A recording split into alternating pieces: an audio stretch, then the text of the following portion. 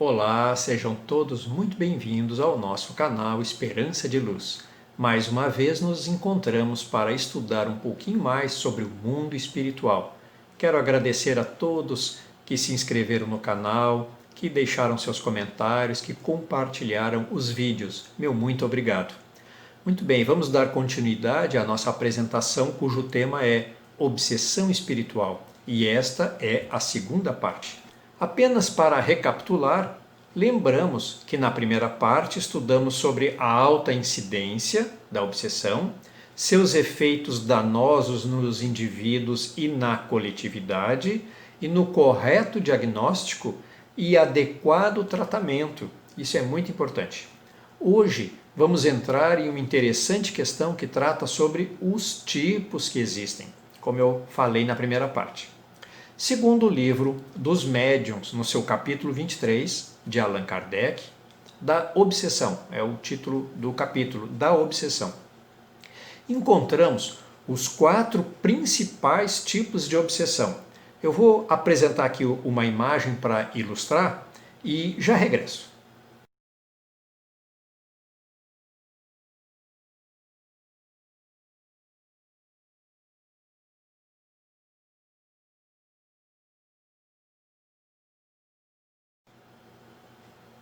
Muito bem, vamos logo para a obsessão mais falada, mais comentada de uma forma em geral, que trata sobre o desencarnado, que nós vamos chamar aqui com o nome de obsessor, para o encarnado, que nós vamos chamar de obsidiado ou obsedado.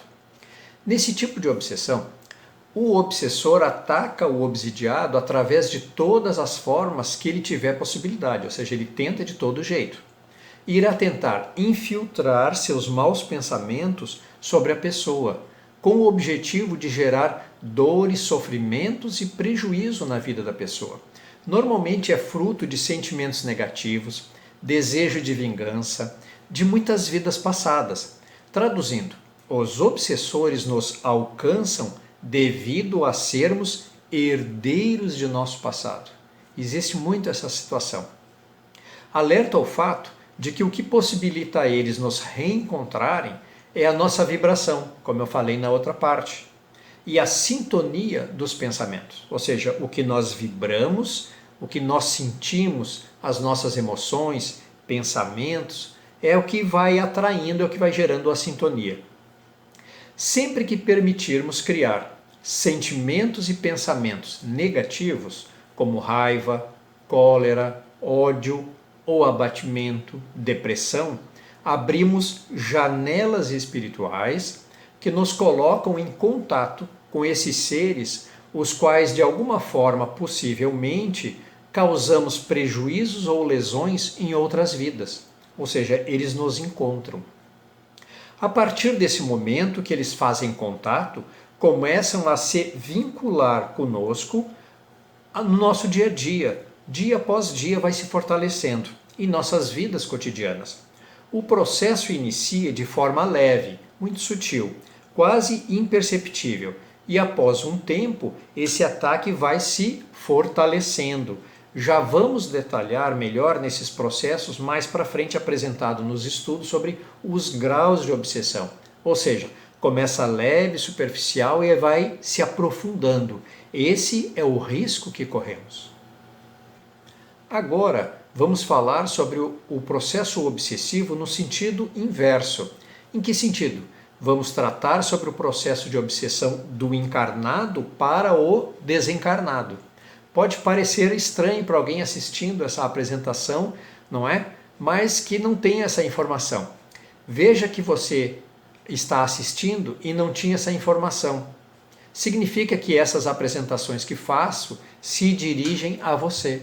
Ou seja, esses tipos de obsessão, muitas vezes nós vamos adquirindo essas informações e não tínhamos ideia que não é só do desencarnado, o obsessor desencarnado para o obsidiado encarnado, também é o contrário, do encarnado para o desencarnado. E já vou explicar aqui um pouquinho melhor. Pergunto então, como acontece esse tipo de obsessão? A resposta: ela é comum principalmente nas situações de perda de entes queridos. Essa é uma situação, digamos assim, a mais típica que acontece do processo obsessivo do encarnado para o desencarnado. Ele pode ocorrer quando uma pessoa tem muito apego sobre outra pessoa, sendo essa de grande destaque e importância para a pessoa. Chega-se a falar que é a razão da própria vida, não é? Algumas vezes não ouvimos essa expressão, essa pessoa é a razão de minha vida. Ou um filho, não é? Ou o marido, a esposa, não é? Nós vamos colocando, é a razão de minha vida. Olha o quanto que é perigoso esses apegos, inclusive sobre pessoas. Pode ser o companheiro ou companheira, um filho ou filha, o pai ou mãe, e assim vai. Quando ocorre a situação desse familiar de grande importância na vida da pessoa fazer a passagem para o mundo espiritual, não é? Quem ficou não se conforma. Esse que é a chave dessa situação. A pessoa não se conforma, não aceita aquela perda. Perda entre aspas, porque a gente não perde ninguém, não é verdade? Quando alguém faz uma passagem, ela apenas se afastou momentaneamente, temporariamente, mas nós vamos reencontrá-la. Então a pessoa que perde se revolta e começa a sentir que a culpa de se sentir sozinho é daquela pessoa que se foi. E aí começa essa perturbação. Começam uma série de pensamentos, falas acusando aquele que se foi pelo seu sofrimento e dor que está sentindo. Olha que coisa egoísta, inclusive, não é? Isso gera enorme vibração negativa e que pode alcançar o desencarnado e prejudicá-lo muito. Olha só o prejuízo que vai gerar por aquela pessoa que tinha tanta importância na nossa vida. Ou seja, ela fez a passagem e agora nós, ao invés de emitirmos amor, boas vibrações, nós colocamos culpas e ressentimentos. Olha que coisa muito triste, muito séria. A pessoa que fez a passagem, então, não consegue se harmonizar na sua nova posição, agora no mundo espiritual. Então começa a sofrer e a se entristecer com os petardos emitidos pela pessoa que aqui ficou e não se conforma.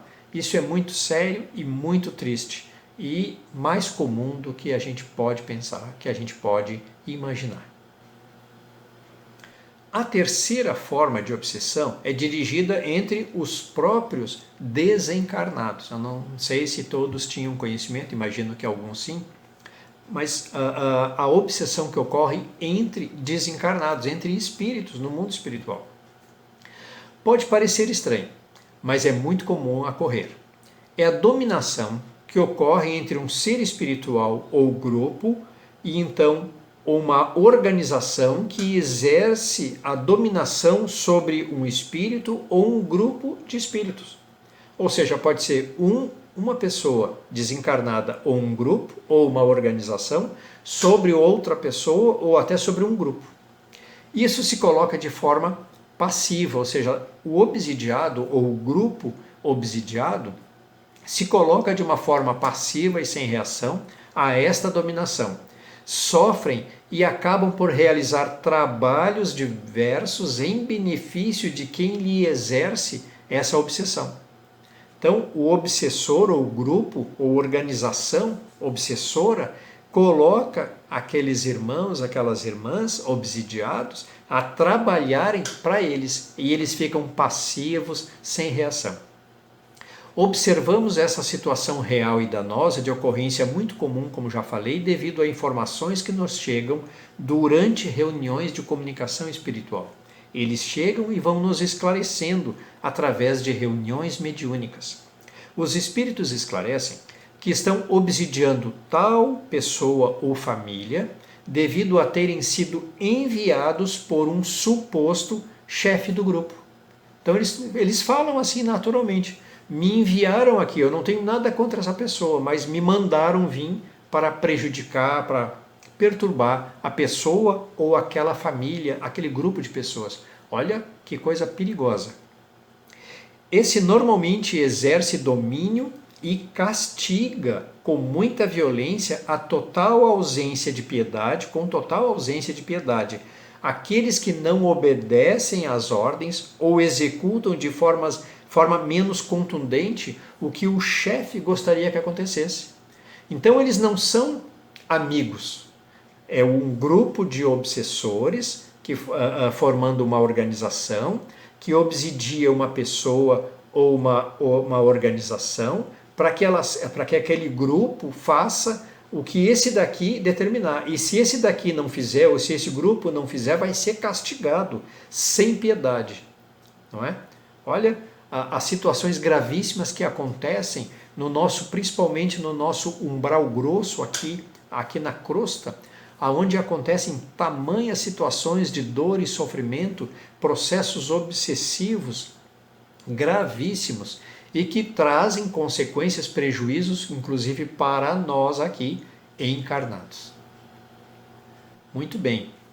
Essa situação necessita de muito empenho das equipes de encarnados, trabalhadores das casas que se dedicam a essas reuniões, chamadas de reuniões de desobsessão. Muito difícil esse trabalho, pois necessita de grande esforço do trabalhador, muito estudo, reforma interior apurada. Convido a todos a assistirem à apresentação, o desafio da reforma íntima, não é?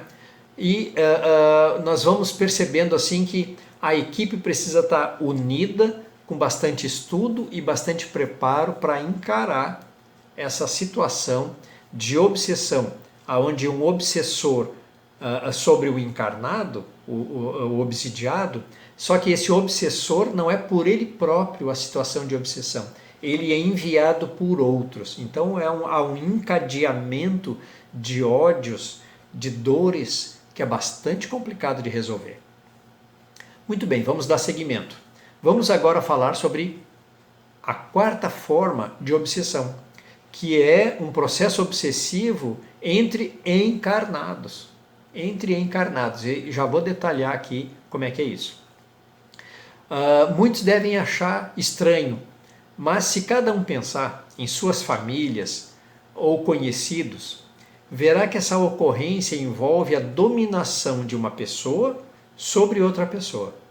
Então, é muito comum acontecer dentro de família, não é? Alguém lidera, mas lidera de um jeito agressivo, autoritário, que verdadeiramente ele é um obsessor da outra pessoa, ou de toda a família, não é? Por isso que se fala obsessão de encarnado para encarnado. Até falamos de forma bem humorada que tal pessoa é o obsessor desta ou daquela pessoa, não é? Não se utiliza, já ouviram essa expressão? Não se utiliza, é muito comum. Então, da mesma forma que ocorre entre dois desencarnados, essa dominação mais ou menos ocorre também entre os encarnados. Uma pessoa pode exercer um controle e dominação através de sua forte personalidade sobre uma pessoa ou grupo e pela sua falta de entendimento de espiritualização. Isso é muito importante, ou seja, a pessoa que é materialista, ela pode utilizar a sua personalidade forte para dominar, para obsidiar a sua família, outras pessoas, no trabalho, enfim.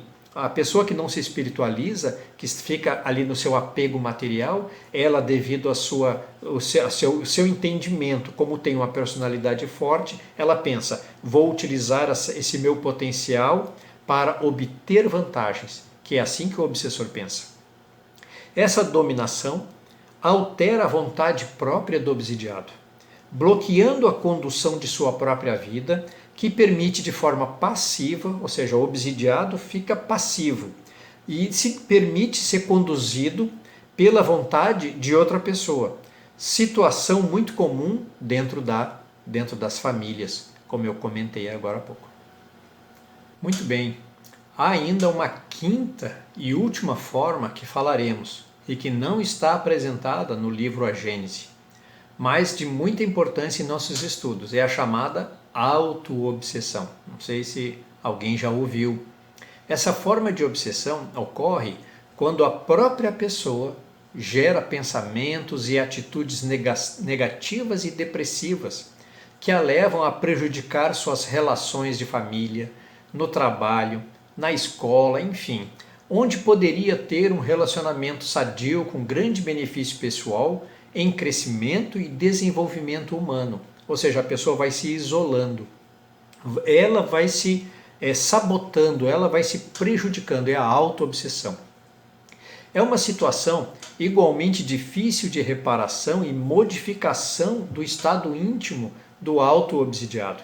A pessoa acredita que está certa e que estão todos errados, só ela que está certa. Através de sua forma deturpada de ver o mundo. É como se estivesse utilizando um óculos com o grau, não é, embaçado, assim, sem um grau adequado ou embaçado, totalmente embaçado. A sua visão fica deturpada. Como a pessoa ela não se sente doente, ela não aceita remédio. É muito típico isso em várias situações, inclusive já comentei em outras apresentações. A pessoa que não se sente doente, ela não aceita remédio. E o auto-obsidiado é bastante complicado, porque ele não se sente doente. Ele acha que está certo e está todo mundo errado. Então, esta situação necessita de muito auxílio de profissionais da área da psicologia, de preferência de profissionais que tenham esse conhecimento do mundo espiritual. Isso é muito importante e vai facilitar muito no correto diagnóstico e tratamento. Com essa informação, ficará mais fácil acessar os problemas da pessoa e fazer com que ela desperte para esta realidade de obsessão. Assim realmente vai dissuadindo-a a achar que ela está certa e todo mundo errado. E ela vai começando a perceber que há algo de errado nela verdadeiramente. Aí sim ela vai começando a perceber que ela está com problemas. E quando a gente realmente identifica que está com problemas, nós iremos buscar a solução. Muito bem. Essa parte ela já ficou bastante extensa também, essa etapa. Quero encerrar mais uma vez agradecendo a todos aqueles que assistiram.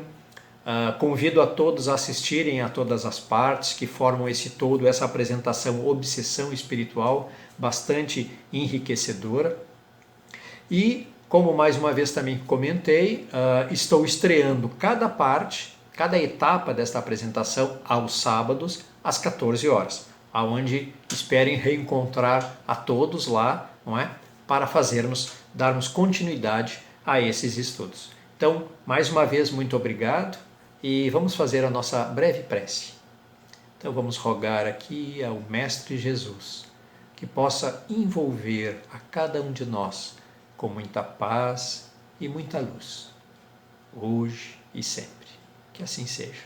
Muito obrigado e até a próxima.